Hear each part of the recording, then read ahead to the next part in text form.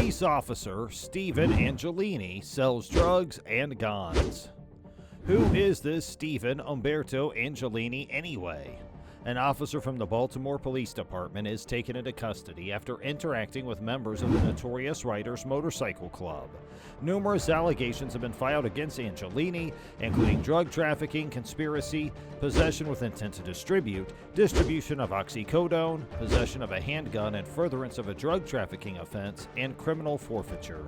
Drug deals and charges against Stephen Umberto Angelini. So, is he in prison? Hey guys, welcome back to Crime Point. In today's video, we are going to talk about an officer from the Baltimore Police Department named Stephen Angelini, who has been indicted in connection with a federal firearms and drugs probe.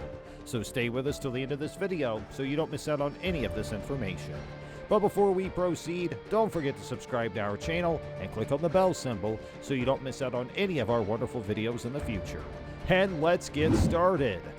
Stephen Umberto Angelini, age 41, of Middle River, Maryland, is being accused of participating in a conspiracy to distribute cocaine and oxycodone in the Baltimore region.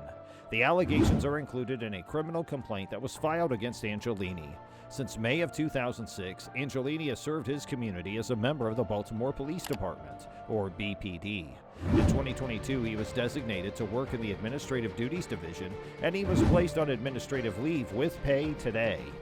According to the documents that were included in his case that was filed against the police department in 2017, he began his career as a plainclothes officer in the Violent Crimes Impact Division after having worked in the Northwestern District. It was in this section that he was in charge of clandestine operations against the drug trade. During that time, he claimed that he had been dissatisfied with his work, and that was the reason why he sought to be transferred to the Southeastern District, which is where his parents were based. During that time, he stated that he had gotten displeased with his employment.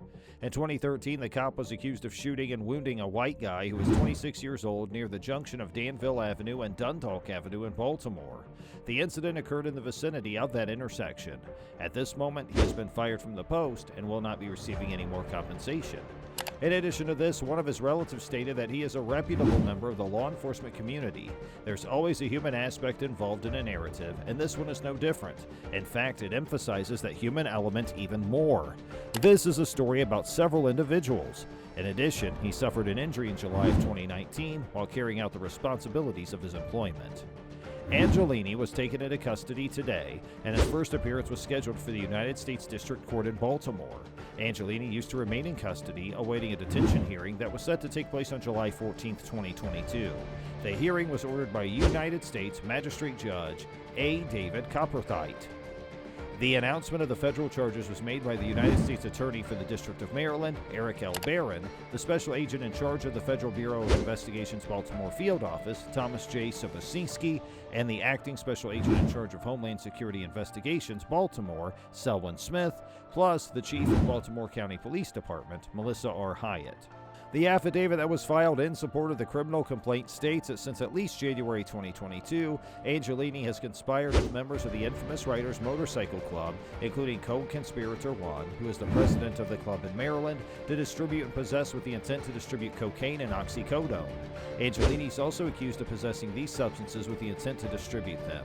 According to the specific allegations made in the affidavit, Angelini allegedly made contact with co-conspirator 1 through text message on January 6, 2022, and made an offer to sell him oxycodone tablets.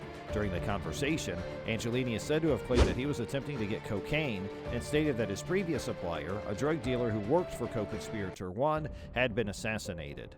This information is derived from the affidavit. According to the information provided in that affidavit, the two individuals eventually reached an agreement in which it was stipulated that co-conspirator 1 would give Angelina $100 in cocaine in exchange for the oxycodone.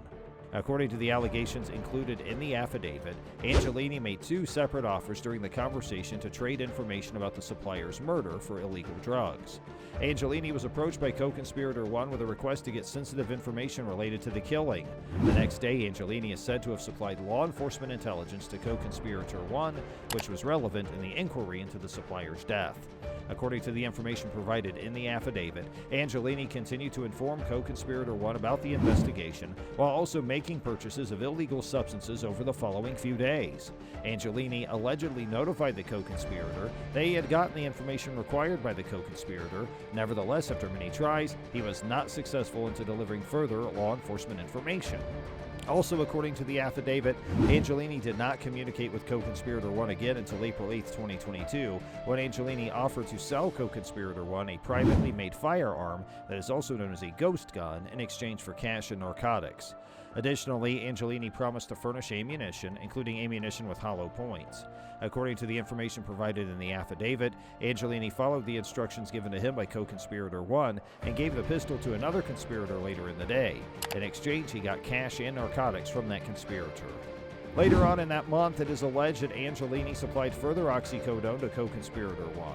According to the information provided in the affidavit, Angelini sent a text message to co-conspirator 1 on April 26th, stating that he was at a gun store and that he wanted to buy cocaine from co-conspirator 1. Angelini was charged with conspiracy to distribute cocaine. Angelini then made an offer to acquire cocaine from co-conspirator 1 in return for ammunition and gun accessories. According to the affidavit, Angelini bought a magazine for the privately made firearm that he later sold to co-conspirator 1. He also brought ammunition, including hollow point ammunition, which he later gave to co-conspirator 1 in exchange for cocaine. All of these items were provided to co-conspirator 1 later that night. A second allegation is made in the affidavit that on May 4, 2022, after visiting a pain clinic in Rosedale, Maryland, and getting a prescription for oxycodone tablets, Angelini phoned co-conspirator 1 and informed them that he had the pills available for sale. This allegedly took place that same day. They agreed that co-conspirator 1 would provide Angelini with cash and cocaine in return for the oxycodone, that this was the result of their negotiations. Angelini faces a mandatory minimum of 5 years and up to life in federal prison if he's found guilty of possessing a firearm in furtherance of a drug trafficking crime. If he's found guilty of conspiracy and distribution of oxycodone, he faces a maximum sentence of 20 years in federal prison.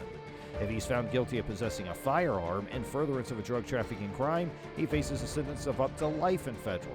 In most cases, the actual sentences handed down for federal offenses are less severe than the highest possible punishments. A sentence will be decided by a judge in a federal district court after taking into consideration the United States sentencing guidelines and any other statutory criteria that is relevant.